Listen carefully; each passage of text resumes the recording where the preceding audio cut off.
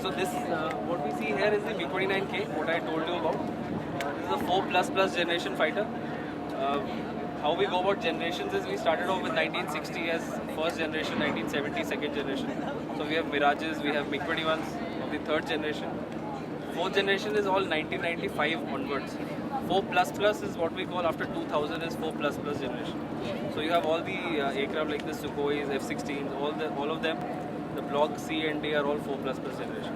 Only if you have stealth in addition to what this has, we call it a 5th generation fighter, which has got stealth in addition to whatever this can do. So as you can see, a very peculiar thing about this fighter is that the wings are folding. You don't have any fighter where the wings fold. And primarily this is because we need more space on deck. You see that if the wings were unfolded, we could have put much less number of aircraft inside and outside. So since wings are folded, we can put 3 aircraft extra on deck. So this is a design feature which is there in F-18, Sukhoi 33s as well as this. It has 2 engines. The right part which you see below is the cover for the full tank. On these 2 aircraft you can see the rocket pods and the missiles which are put. You have the command and control going on. You have the bridge where the captain sits and the entire navigation of the ship takes place. And above the ship is where the flag officer, when he comes on board, he sits and he commands the entire fleet from this particular place.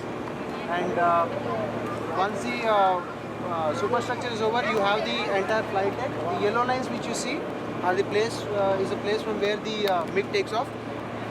Primarily, this was a helicopter carrier by the Russian Navy.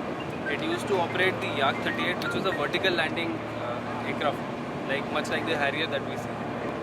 After the modification, you see that side you have the ramp, where an aircraft comes and the ramp helps the aircraft to climb up. The aircraft that you see, these are the MiG-29Ks. We will take you to the aircraft as well. And these aircraft are multi-role, 4++ generation, anti-air, anti-shipping and ground attack. So it can do whatever any aircraft can do in this world of this capability. This is capable of doing that. It's a very, very potent aircraft and it's one of the best in the world. And especially with this carrier, since it's a big carrier, we can carry a lot of these aircraft. So the overall projection of power that the aircraft carrier can do is much more than any other country this side of the Suez Canal. So it's a very, very potent ship and it's a major force booster for the Indian Navy.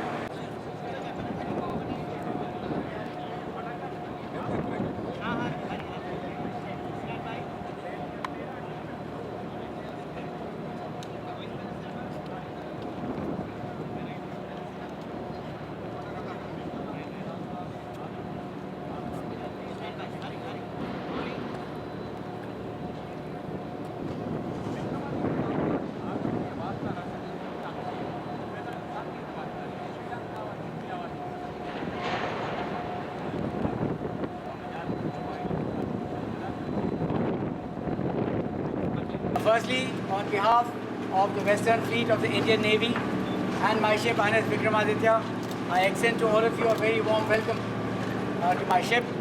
My name is Captain Swaminathan and I'm the captain of INS Vikramaditya.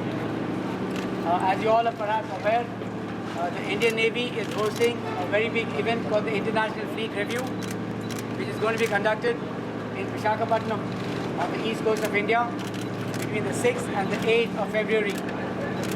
There are a large number of ships participating in the International Fleet Review, and this ship, INS Vikramaditya, along with a sister ship, INS Mysore, and several other ships of the Western Fleet of the Indian Navy, which is based in Mumbai. We are on our way to Visakhapatnam to participate in the International Fleet Review, and we have stopped by at Colombo on a goodwill visit.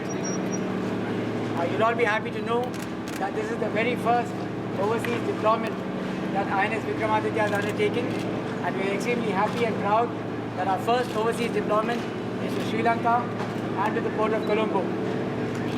So in a way, to us, it appears that it's reflective of the very, very cordial relationships that our two great nations share, and the very close and cordial relationship that the Indian Navy shares with the Sri Lankan Navy.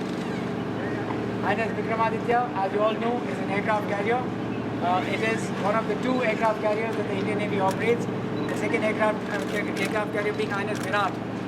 INS Virat is also part of the Western Fleet, and she was also with us till today.